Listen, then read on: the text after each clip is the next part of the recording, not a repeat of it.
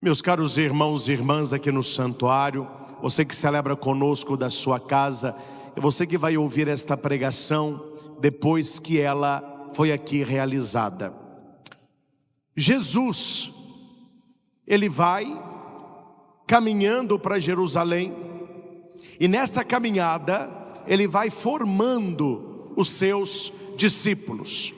E Jesus ele vai entrar em vários temas que se referem ao céu, temas que se referem ao relacionamento, e aqui um tema que talvez muitos achassem que Jesus não queria tratar, a questão do uso do dinheiro. Sabemos, meus irmãos, que o dinheiro não é um mal em si.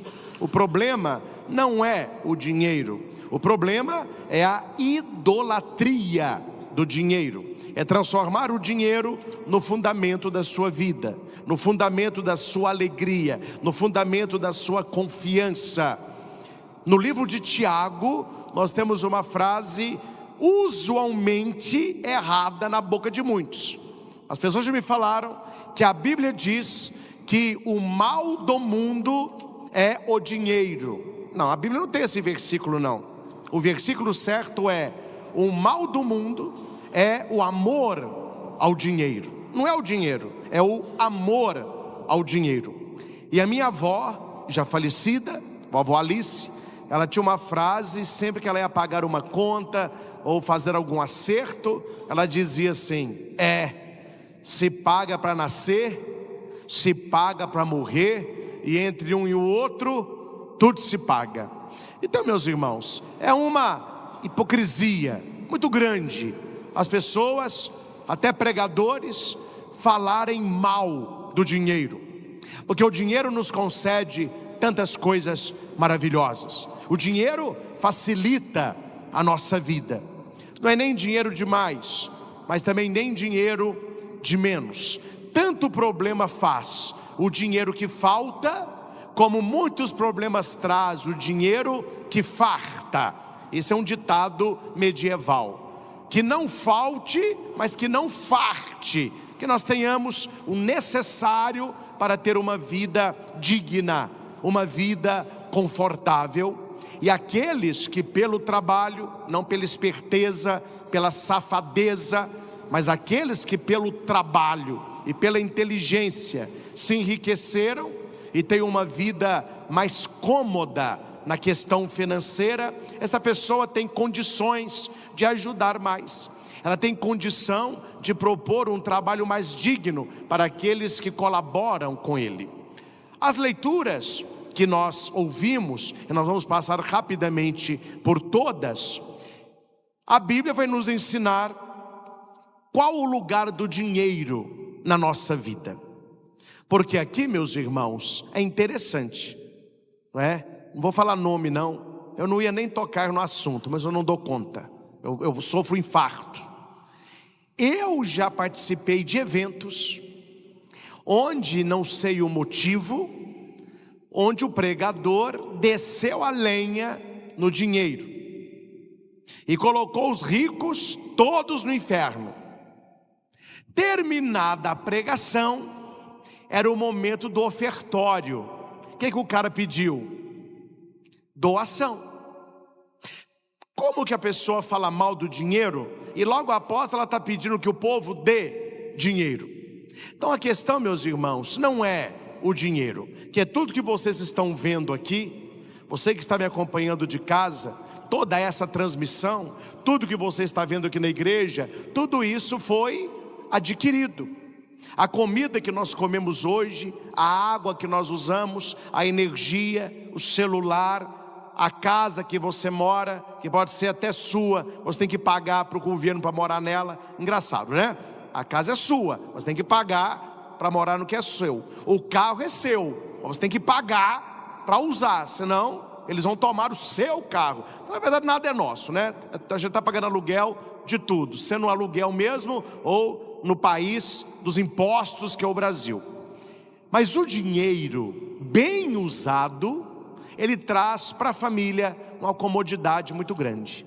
Você pode considerar os seus filhos um estudo melhor, Você pode ter um carro mais seguro, uma casa mais confortável, um plano de saúde. Aqui a gente não vai negar o valor do dinheiro. Qual que é o problema do dinheiro? É um só, e Jesus vai colocar esse problema: quando ele ocupa a divindade na nossa vida, quando ele se torna o nosso Deus, quando a nossa vida toda ela é voltada para o dinheiro. E aqui não importa como, o importante é que eu tenha dinheiro, que eu gere dinheiro, que eu ganhe mais dinheiro. Não importa como, se é justo, se é injusto, se é na esperteza, se é passando perna no outro, se é ludibriando, não importa. O importante é que eu tenha mais e mais. Este é o problema do dinheiro, porque ele nos ilude. E é interessante, nós acompanhamos de vez em quando alguns escândalos que envolvem dinheiro. E é interessante que o dinheiro não basta. Você já pensou nisso? O dinheiro não basta. A pessoa ela rouba 1 milhão. 1 milhão. Ah não, mas eu quero mais. Ela rouba 5. Não, mas eu quero mais. Ela rouba 50. Não, mas eu quero mais. Meus irmãos, tem gente que já roubou tanto dinheiro, que tem dinheiro para sustentar os filhos, netos, bisnetos, tataranetos, e vai ter dinheiro ainda. E se a pessoa pudesse, ela queria mais. Qual o problema do dinheiro? A ilusão. O dinheiro, ele vai tomando conta da vida da pessoa, e tudo que a pessoa faz, ela faz única e exclusivamente pelo dinheiro. Espero que não seja você essa pessoa, mas há pessoas que tudo que elas conversam, elas só falam de dinheiro, elas só falam de trabalho. Está até enjoativo já, você abrir aí a internet, todo mundo fala: eu vou ensinar você a investir, eu vou ensinar você a multiplicar, compre bitcoins, investe aqui, investe. Todo mundo está correndo desesperado atrás do dinheiro. E nessa ilusão do dinheiro, os espertalhões estão enchendo o bolso, porque ninguém está dando dinheiro para ninguém. A não ser que você saiba quem está dando, me fale que eu vou lá. Ninguém está dando. E na internet tem muita gente dando dinheiro. Olha, eu vou te dar tanto, eu vou te emprestar tanto, sem juro. Mas você faz aí uma aposta inicial de tanto. Interessante, né? A pessoa está pedindo dinheiro emprestado, mas ela tem que fazer um aporte de dinheiro para ela receber o dinheiro. E quantas pessoas perderam toda a economia que elas tinham porque queriam um dinheiro fácil? Quantas pessoas caem em golpe de celular, golpe de bilhete premiado, golpe de vamos comprar tal coisa para gerar lucro? Quantas pessoas caem nesse golpe porque elas vivem atrás de dinheiro? E Jesus está preocupado também com o nosso bolso, para que o dinheiro não seja na nossa vida motivo de escândalo. E aqui eu repito mais uma vez, vai ficar muito claro o que eu estou dizendo: não tem problema você ter dinheiro, não tem problema algum se com o seu trabalho, a sua inteligência, a sua perspicácia, se você se enriquece, não há problema nenhum aí. O problema do dinheiro é quando por causa dele o ser humano perde. Entre o dinheiro e o ser humano tem sempre que ganhar. Mas na cabeça de quem cobiça, o ser humano sempre perde. E aqui para nós, os senhores sabem que não minto, no final das contas, quem é que paga a conta? É os mais pobres, é aquele que está trabalhando, é aquele que está ralando. A maioria de nós, para não falar todos nós, por que nós temos dinheiro? Que a gente trabalha, que a gente está ralando, que a gente está produzindo. E tem gente, não estou falando o nome, que não trabalha com nada, não quer saber de nada, mas torra o dinheiro. E quem vai pagar a conta? Não são eles, somos nós. Porque se fossem eles, eles não gastavam como gastam. Em vários setores da sociedade e do mundo político, eles queimam nota de 100 como se fosse papel, porque não sai do bolso deles. É preciso, isso é uma opinião minha, e que partilho com muita tranquilidade. Eu penso que as grandes profissões que nós temos na sociedade, elas requerem um diploma, uma preparação para estar onde a pessoa está. Falo o próprio padre. Ninguém chega e fala, não, a partir de hoje eu sou padre, me dá uma batina aí. Não, são anos de estudo.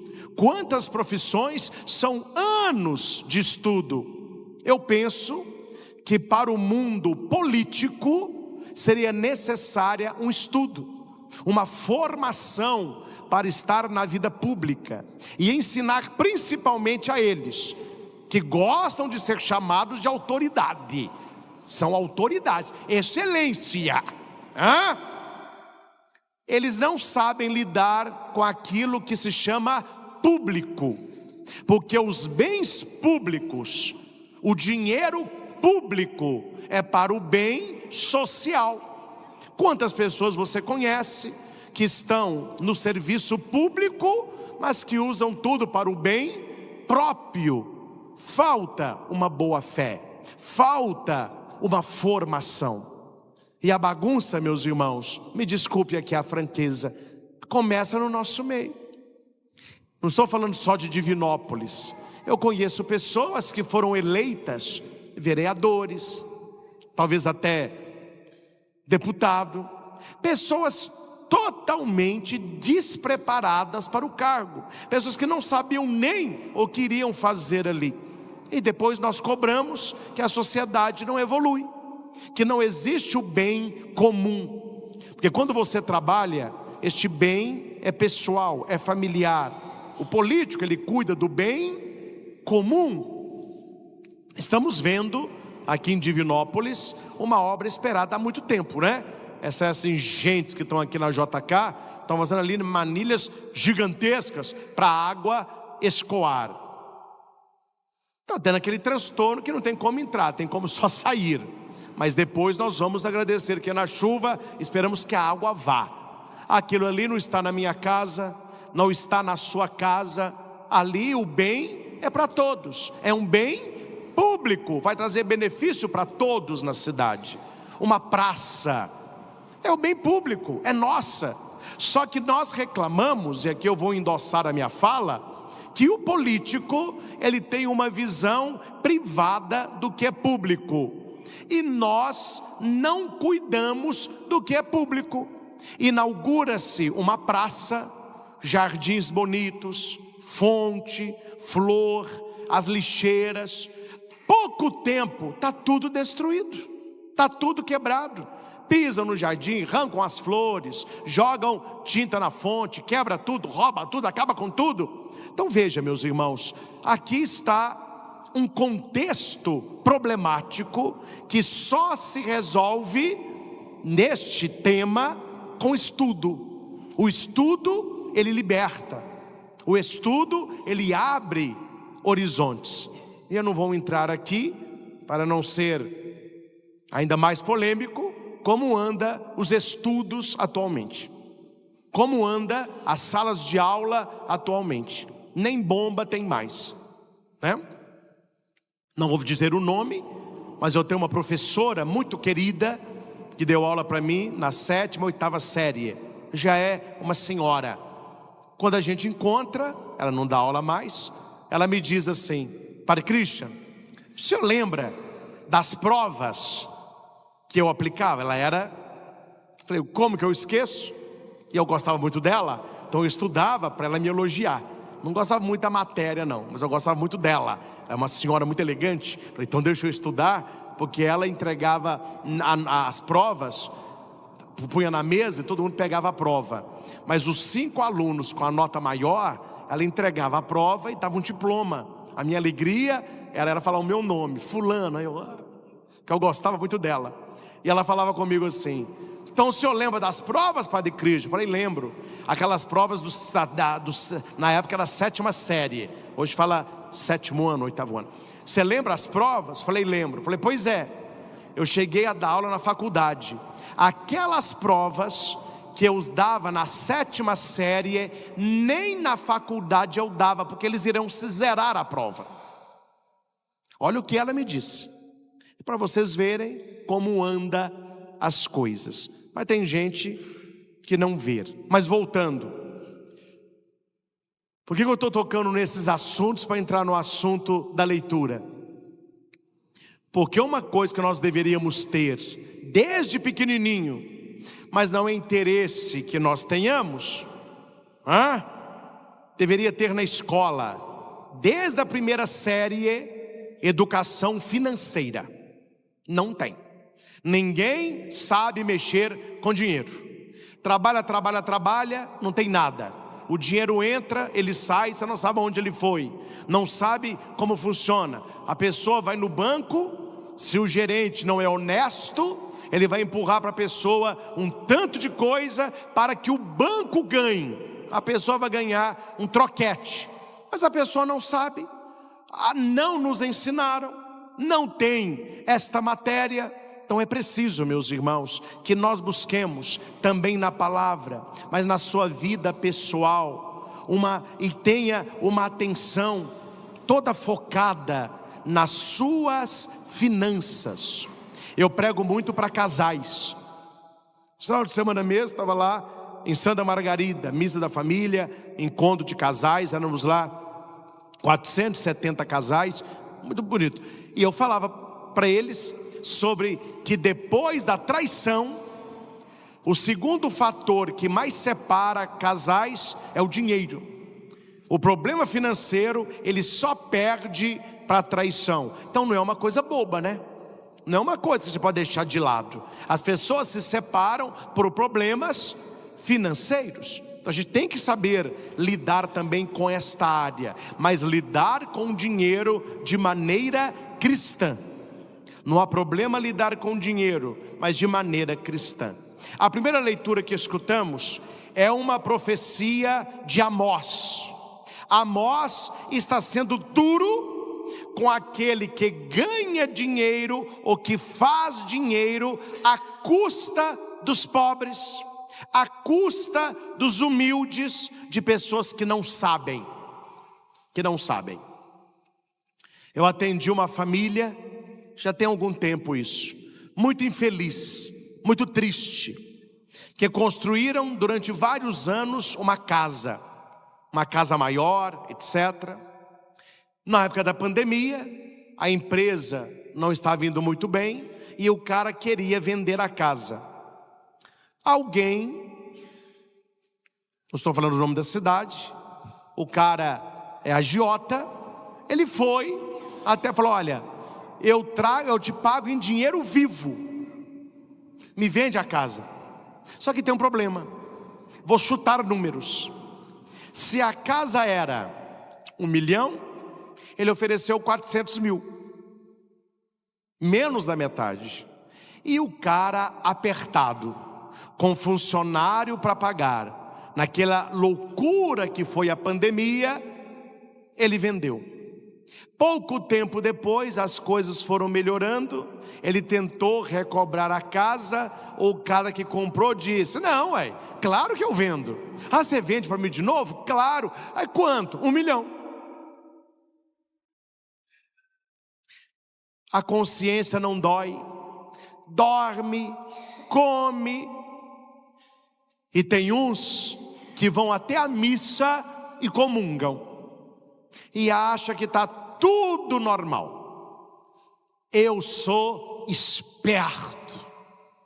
Não é esperto, meu filho, você é safado, você é injusto. Como dizia a minha avó, você não tem brilho, tem vergonha de ter uma fé cristã e passar a perna no outro para ter vantagem financeira. Olha o que a leitura diz: ouvi isso, vós que maltratais os humildes e causais a prostração dos pobres da terra. Vós que andais dizendo, olha aqui, quando passará a lua nova? Por que ele quer que passe a lua nova? Porque na lua nova se faz o culto no templo e não se vende nada. Eles estão doidos para acabar o culto, para acabar a adoração, para vender. Eu quero é vender a mercadoria. Quando que vai passar o sábado? Para a gente dar saída no trigo. Você está entendendo isso aqui, meus irmãos? A lua cheia, a lua nova no caso, e aqui o sábado para o judeu é o momento de culto, de cultuar a Deus. E nesses dias de culto, eles estão maquinando como que eu vou ganhar mais dinheiro, como que eu vou passar a perna nos outros. Porque aqui, quando fala vender o trigo, existiam os lugares do trigo e existia o lugar do trigo barato. E os pobres e humildes iam comprar qual? O trigo barato. Mas por que o trigo era barato? Porque ele misturava casca com trigo. E se vendia um pouco mais barato e o pessoal comprava. Hora que ia fazer o grão era pouco, mas o outro estava enchendo o bolso. Meus irmãos, veja se o padre está exagerando. Você não tem na sua cabeça uma impressão, quando você lida com dinheiro, com compra e venda, com prestação de serviço, compra pela internet, você não tem uma sensação que o tempo inteiro alguém pode te enganar? Nós vivemos isso. O tempo inteiro você pensa, mas será que vale isso mesmo? Eu comprei tal coisa, será que vai chegar? E vai chegar o que eu comprei? Você pede um serviço na sua casa, será que a pessoa fez o que deveria fazer? Será que o preço dela é um preço justo? Você leva um carro para arrumar, olha, troquei essa e essa peça. Quem nunca pensou assim, mas será que trocou mesmo? Será que arrumou mesmo? Tanto hoje, muitas mecânicas aqui, eu estou falando porque eu já passei por isso, quando eles trocam as peças, eles deixam as peças num saco, ou no banco do passageiro, no porta-malas. Falou, olha, confere as peças velhas. Então, não, pode jogar fora para mim, porque alguém certamente faz o errado, né? Quantas vezes você contrata uma pessoa para um trabalho X, a pessoa fala que vai durar X, e no final você paga 7X. Nós estamos o tempo todo com essa impressão, eles estão me passando a perna. Por quê? Por um motivo, meus irmãos. Atenção no que eu vou dizer agora. Nós, cristãos católicos, não podemos ser bobos no mundo que já escolheu o Deus deles. Não sei se você já parou para pensar nisso.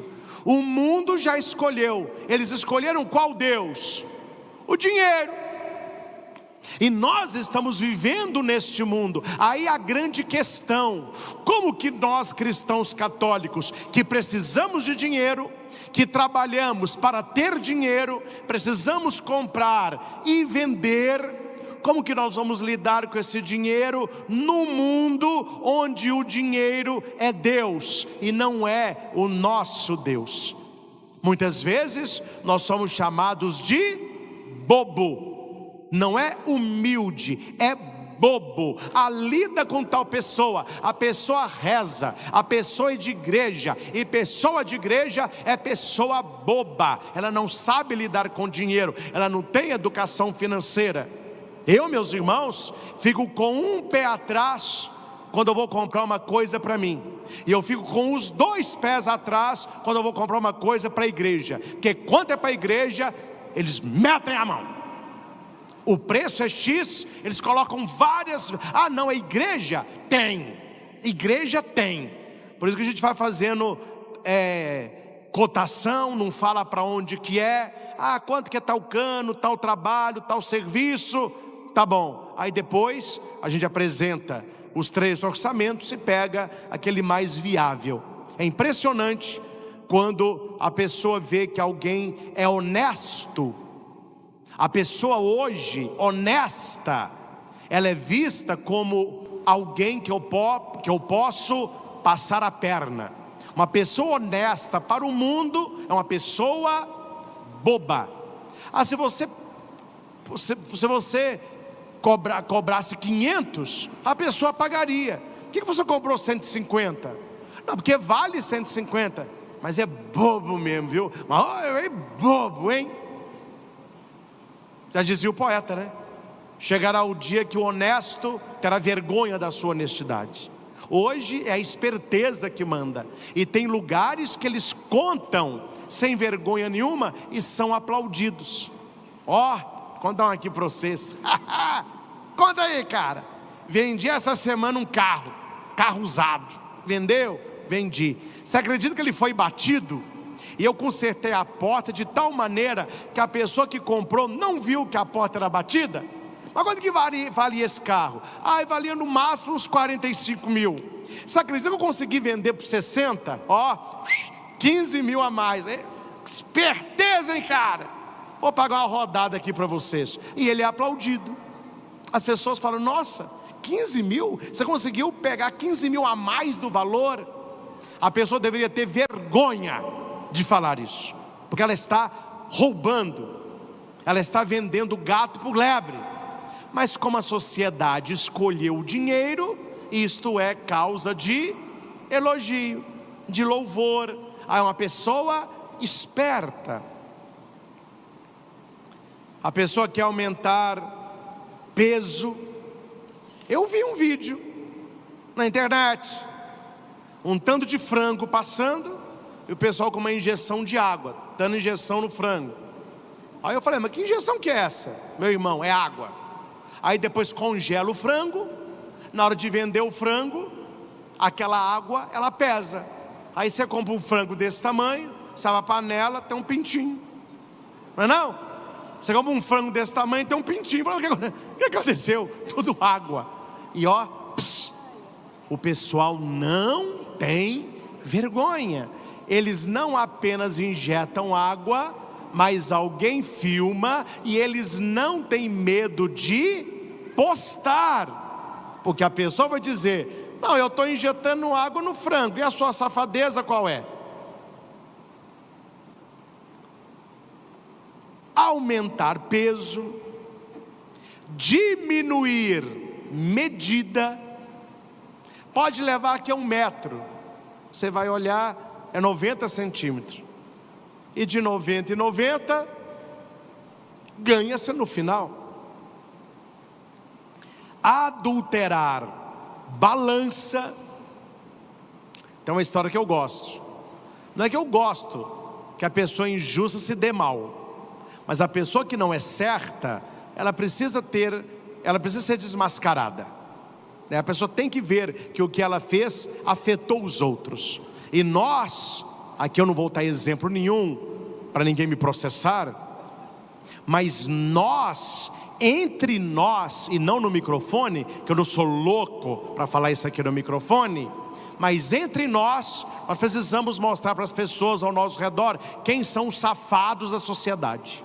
Não vai em tal lugar, viu? Tal pessoa passa a perna. Não vai em tal lugar, tal pessoa fez isso comigo. Não vai em tal lugar, eu contratei esta pessoa aqui, ela é safada. Nós temos que denunciar, porque o cristão, ele anuncia a palavra, mas ele tem que denunciar o pecado também. Muitas pessoas folgadas continuam roubando porque a gente é omisso. Não, entre nós temos que denunciar e valorizar os bons profissionais. Você encontrou uma pessoa honesta, valoriza, indica esta pessoa, ajude esta pessoa, divulgue o trabalho dela, divulgue o Instagram dela, ajude essa pessoa a crescer, ajudar os que estão querendo e denunciar o que estão. Mas tem uma historinha, sabe? Que de uma mulher que estava desconfiada que o cara do frango estava passando a perna nela. Ela falou assim: hoje eu vou desmascarar o cara. Ela chegou e falou assim: bom dia. Ele falou: Bom dia. Queria um frango, caipira. Pois não. Ele olhou, só tinha um. Oba, ou vendeu o último. E essa mulher tem jeito de ser boba, passar a perna nela. Pegou o frango. Quando deu esse frango aí? 2,5. Ah, tá leve. Tem mais pessoas a almoçar lá em casa. Não, eu tenho outro aqui. Ele foi, enfiou ele no freezer e pegou o mesmo. Quando ele põe o frango na balança, ele aperta com o dedo. Esse foi para 4,200. Aí ela, ó, esse é bom. Tá bom, eu vou levar os 2.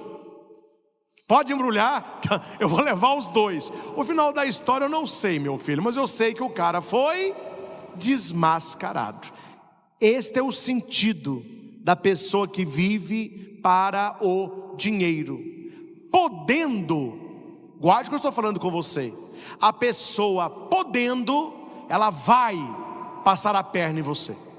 Não pense 2 vezes, ela vai passar a perna em você, porque ela quer o quê? Dinheiro. Tudo por dinheiro. Adultera a balança, diminui medida, aumenta peso, domina o pobre com dinheiro, os humildes com um par de sandália. Essa leitura aí foi escrita quantos anos, hein? Aqui ó, um dinheirinho para você. Lembra de mim na eleição, viu? Um dinheirinho para você. Ah, para Dona Maria, um par de sandália. Não esqueça, ó, par de sandália. Para essa região, cestas básicas. Ó, vou colocar água potável. Dominar os pobres, iludibriar os humildes, para pôr à venda o resto do trigo, porque tem pessoa que só compra o que é resto. Por causa da soberba de Jacó, jurou o Senhor: nunca mais esquecerei o que eles fizeram. Sabe o que falta no coração? Toda pessoa que tem a cobiça, falta o temor a Deus. Que se essa pessoa soubesse que Deus vê o que ela está aprontando e que ela está plantando para colher, a pessoa não faria isso. A honestidade, ela é fruto de um coração que teme a Deus. Uma pessoa que teme a Deus, ela não vai passar a perna no outro, não é só por causa do outro, é por causa da sua fé, é por causa do seu Deus, é por causa daquilo que Deus quer na honestidade cristã. Não é o outro, porque hoje parece-me que não é errado fazer o errado. Ninguém está pensando em não fazer o errado. Qual é a preocupação? Em não ser descoberto. Eu não quero ser descoberto, mas se não for descoberto, está valendo.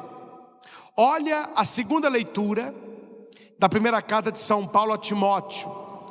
Ele está dizendo que o nosso bem-estar, uma vida tranquila e serena, com piedade e dignidade, vou repetir, a vida que todos nós buscamos, uma vida serena, tranquila, com piedade e dignidade, passa por 2 instâncias.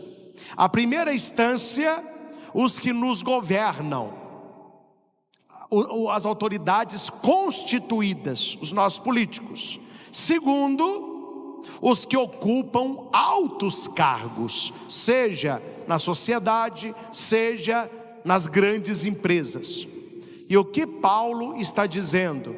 Detona esse pessoal, fala mal desse pessoal, bate nesse pessoal. Não, ele está falando, antes de tudo, recomendo que façam preces, orações, súplicas, ação de graças por todos os homens, pelos que nos governam, por aqueles que ocupam altos cargos, que se eles fizerem o que podem fazer, nós vamos ter uma vida tranquila, serena, com piedade e dignidade.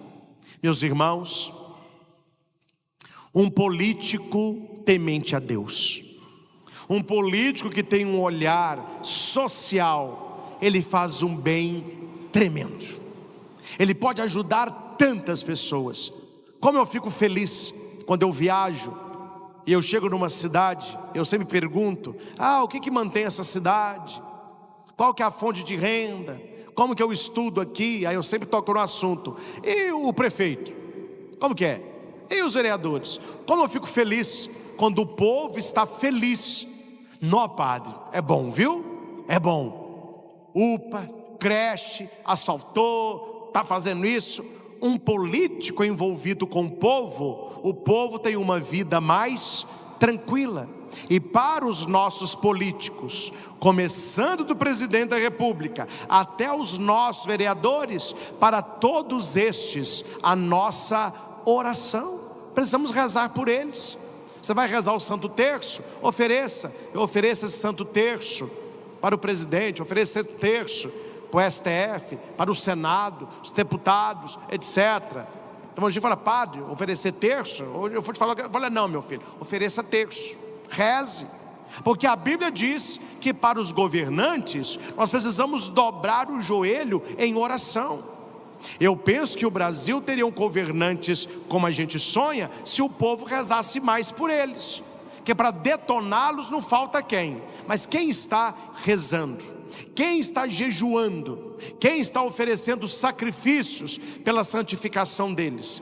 Tem vários santos que fizeram jejuns pesados para a conversão do rei da época, para que o rei, uma vez governando com justiça, trouxesse paz para o povo. Então o que a leitura está dizendo? Precisamos rezar pelos nossos governantes, rezar por aqueles que têm altos cargos, para que possamos buscar aquilo que é agradável a Deus. E por último, o Evangelho, Jesus vai contar uma história, que as pessoas não entendem muito a história. Quando o patrão daquele homem elogia o administrador desonesto.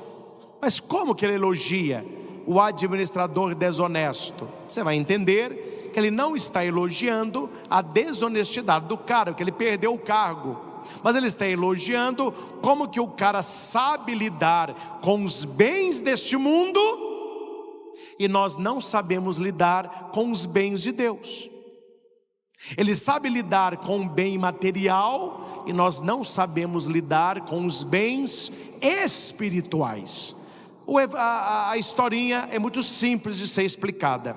Naquela época, toda pessoa que tinha uma condição melhor, ele contratava um administrador. Qual que é a função do administrador? Multiplicar aquilo que o homem tinha. Investir, lucro, empréstimo. E nesta negociação, o cara colocava o lucro dele. É aí que ele recebia o salário dele, o administrador. E não era errado isso. Era uma profissão muito almejada na época. Jesus vai dizer que o dono dos bens vai chamar o administrador e diz para ele assim: o que é isso que estou escutando a seu respeito? Presta conta da tua administração, pois já não podes administrar os meus bens. O cara viu que ele perdeu o trabalho dele, e o cara não se defende que alguma coisa errada ele fez. Então ele perdeu o trabalho dele, e ele vai dizer: trabalho forçado eu não dou conta, pedir esmola eu tenho vergonha, eu sei o que eu vou fazer. Antes dele prestar conta, ele procura as pessoas que ele negociou para o patrão, e não há problema nenhum nisso. Só que ele usa de esperteza, abrindo mão daquilo que seria para ele, ou o custo da negociação, para que ele fosse bem visto e bem quisto pelos outros. Então ele vai chegar perto de um e vai perguntar assim: quanto que você deve ao meu patrão? 100 barris de óleo. Não, então senda depressa, escreva aí 50. Ou seja, para o patrão era 50, e os outros 50, certamente alguns era dele, alguns é para pagar o trâmite, alguns para pagar o juro. O certo é que ele tira todo aquilo que era para ele e fala: não, é só 50. E não esqueça o que eu estou fazendo por você, hein? Ele vai no outro: quanto que você deve?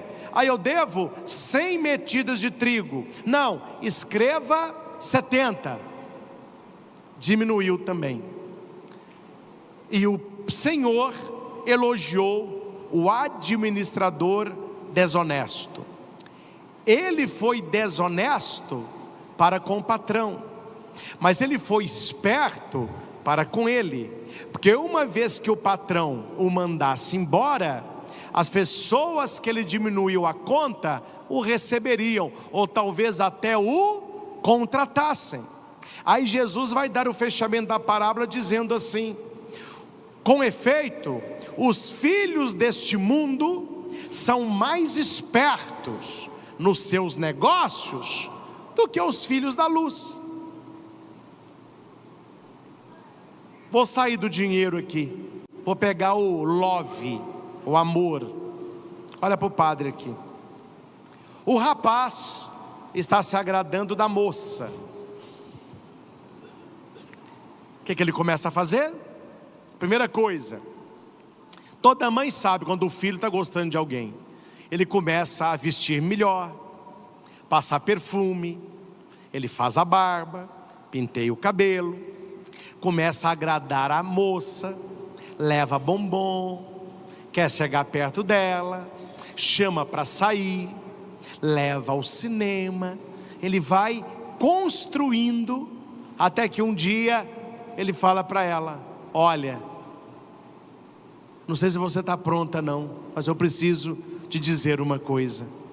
Diga, eu gosto demais de você, e eu vou te falar que não é só gostar não, eu te amo.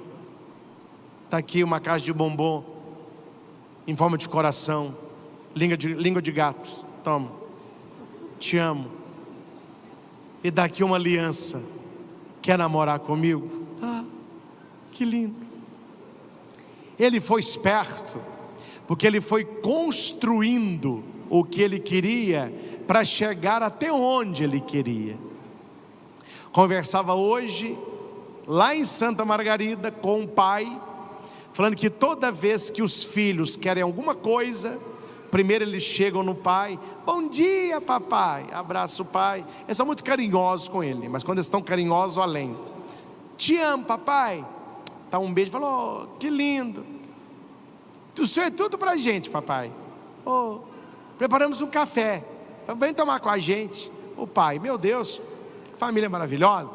Aí toma o café, antes do almoço: ô pai, hoje à noite pode dormir na casa de Juninho?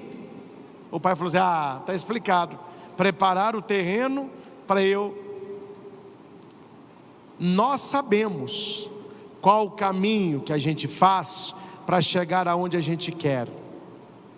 Quando é para atrair as pessoas para Deus, para converter a nossa família, para falar de Deus para a nossa família, a gente deixa para lá, ou age de maneira errada. Jesus disse: olha, os filhos das trevas são mais espertos que os filhos da luz. Eles sabem como fazer um negócio. E vocês, quando o assunto é as coisas do alto, vocês não sabem. Usai o dinheiro injusto para fazer amigos, pois quando acabar, eles vos receberão nas moradas eternas. Que dinheiro injusto que é esse? Não é o dinheiro safado não. Na Bíblia, dinheiro injusto é o dinheiro que não é usado no templo, que existia a moeda do templo. Aí você pegava o dinheiro, comprava aquela moeda e fazia a oferta. Esta moeda era a moeda sagrada. O dinheiro injusto é o dinheiro que a gente usa mesmo. Então Jesus está falando: olha, use o seu dinheiro para fazer amizade e não inimizade. Use o seu dinheiro para ajudar quem você pode e não para trabalhar. Não seja uma pessoa injusta. Quem é fiel nas pequenas coisas, o dinheiro é a pequena coisa, será fiel nas grandes, que é o reino de Deus. Quem é injusto nas pequenas coisas, que é o dinheiro, será injusto nas grandes, que são os bens espirituais. Se vós sois fiéis, se vós não sois fiéis no uso do dinheiro injusto, quem vai te confiar o verdadeiro bem? Como que Deus vai nos dar o verdadeiro bem se nós não sabemos lidar nem com o dinheiro, que é uma coisa que passa? E se vós não sois fiéis no que é dos outros, quem vos dará aquilo que é vosso? Repita comigo: o que é do outro é do outro. O que é do outro é do outro. O que é meu é meu. O que é meu é meu. Ponto final. É assim que vive. O que é do outro é do outro. O que é seu é seu. Pior, meu filho, que a cobiça é a inveja. Porque a cobiça, ela quer o que você tem. A inveja, ela não quer que você tenha. A pessoa não quer ter o que você tem, mas ela não quer que você tenha. Ela não quer fazer o que você faz, mas ela não quer que você faça também. Então cuidado, hein? Cobiça anda de mãos dadas com a inveja, nenhuma nem outra. Ninguém pode servir a dois senhores. Odiará um e servirá o outro. Não podeis servir a Deus e ao dinheiro. Aqui é o problema. Não há problema no dinheiro. O dinheiro não pode ser o seu senhor.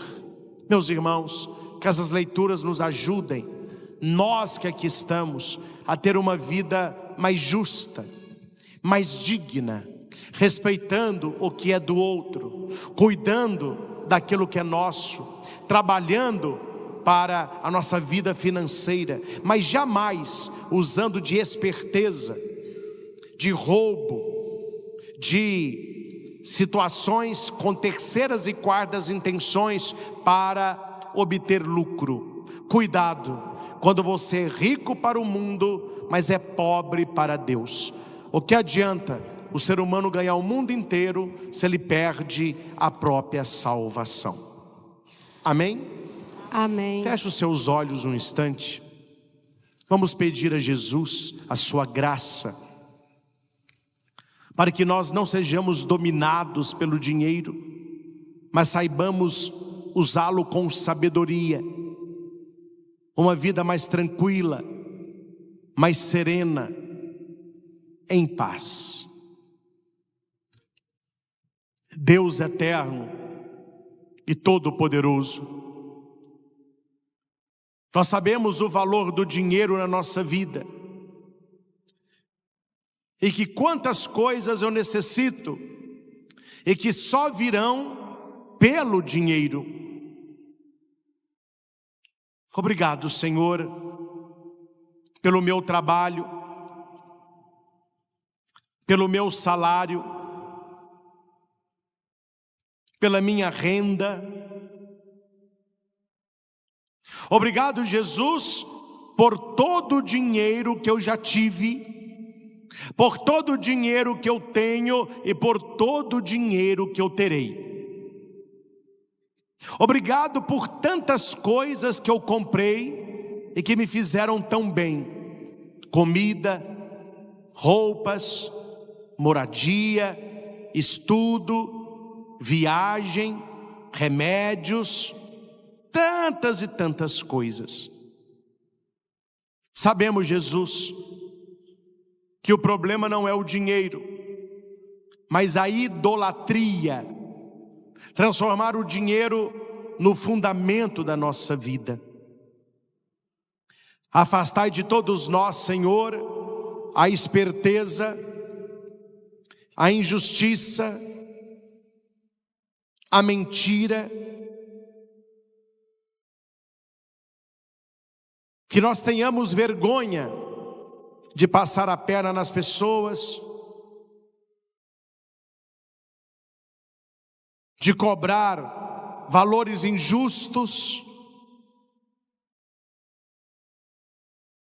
dominando os mais humildes, os mais pobres.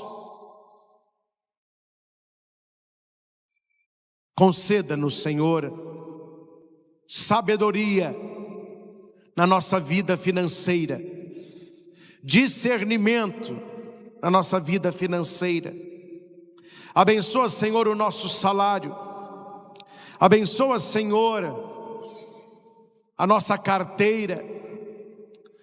Abençoa, Senhor, o nosso cartão de crédito, para que saibamos usar tudo isso com sabedoria. Porque tanto faz mal o dinheiro que falta, como aquele que farta. Ajuda-me, Senhor, a ter uma vida mais desapegada. Ajuda-me a ser mais caridoso, começando pela minha família, pelos meus amigos, pelas pessoas que trabalham e colaboram comigo.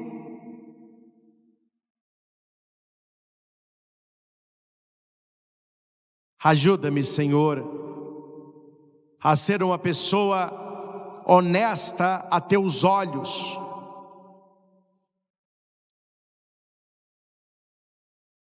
E tudo aquilo que é da minha vida financeira sirva para fazer amigos, aproximar pessoas, ajudar, partilhar.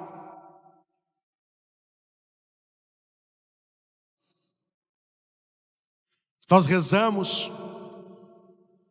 por aqueles que nos governam, por aqueles que ocupam altos cargos, que rezando por estes, eles ajudarão e muito, para que possamos levar uma vida tranquila, serena, com piedade e dignidade. Isso é bom e agradável a Deus.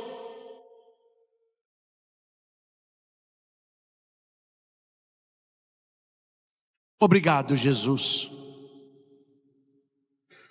por esta palavra esta noite.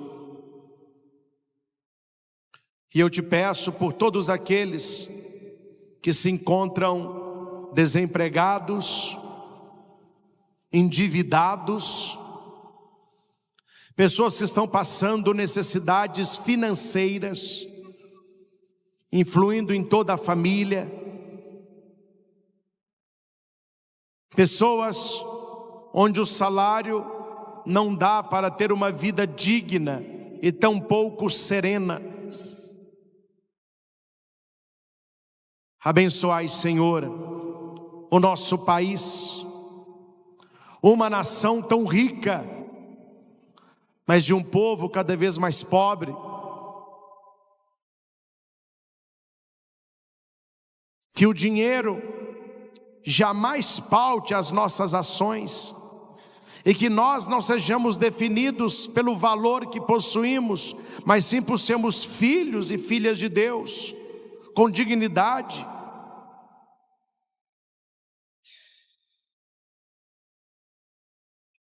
Que a nossa prece chegue à tua presença e que sejamos grandemente abençoados também na nossa vida profissional e financeira.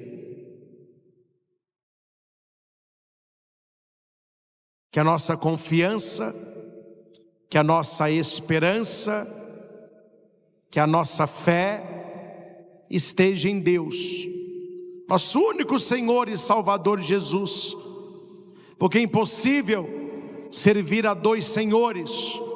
Eu não posso servir a Jesus e ao dinheiro. O dinheiro é para me servir e eu para servir a Deus.